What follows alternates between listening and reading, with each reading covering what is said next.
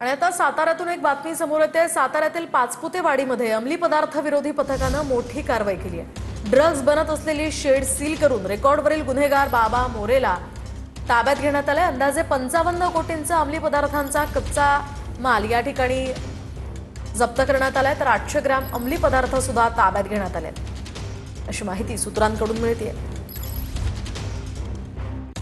कराड तालुक्यातील पाचपुतेवाडी येथील कोंबड्यांच्या शेडमध्ये ड्रगचा मोठा साठा जप्त करण्यात आलेला आहे आणि या कारवाईमुळे कराड तालुक्यासह सातारा जिल्ह्यात खळबळ उडालेली आहे।